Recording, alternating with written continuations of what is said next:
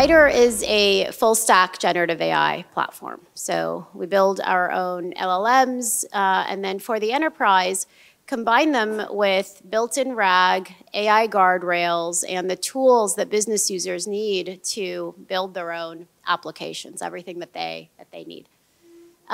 We started the company 3 years ago. My co-founder and I, in San Francisco as well, had previously started a machine translation company, which is where we started to use transformers. When we saw what transformers could do for what we then called source content, that was really the end. We really had to go after this idea.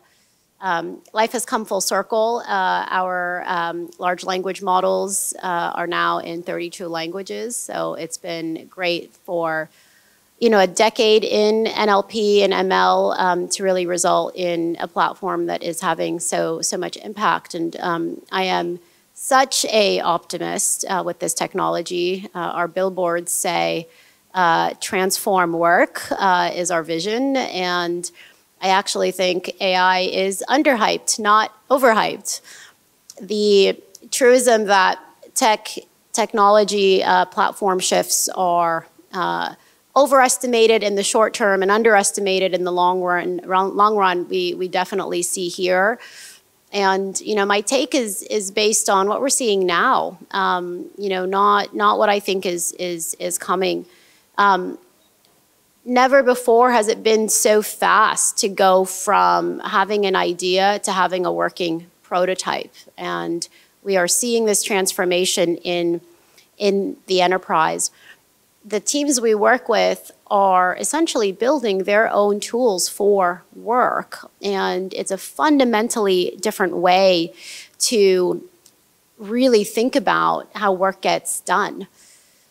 It's not possible for business users to use LLMs themselves, and that last mile of connecting to their data, to their workflows, to their processes is essential to getting this kind of impact. But when it happens, the impact is really tremendous. Now, across hundreds of thousands of users in the enterprise, folks tell us they get home earlier, they are less stressed, they find a lot more creativity and joy in their work. And this is not like solving cancer type of stuff. It's wealth managers who now write proposals for their clients in an hour or two instead of a day or two. It's brand managers who can ship campaigns in days, not weeks and months.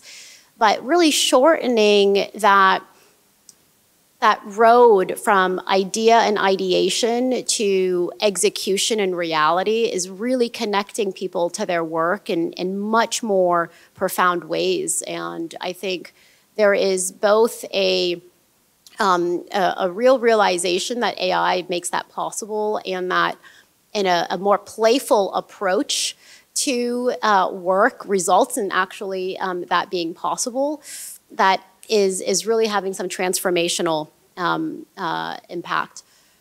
Even last year, it used to be that when we'd go into a company, we would talk about AI as doing the rote, the repetitive, the drudgery.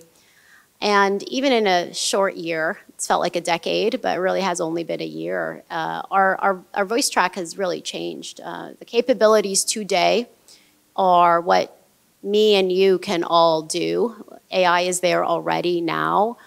And the reality is that one person's drudgery is another person's creative passion.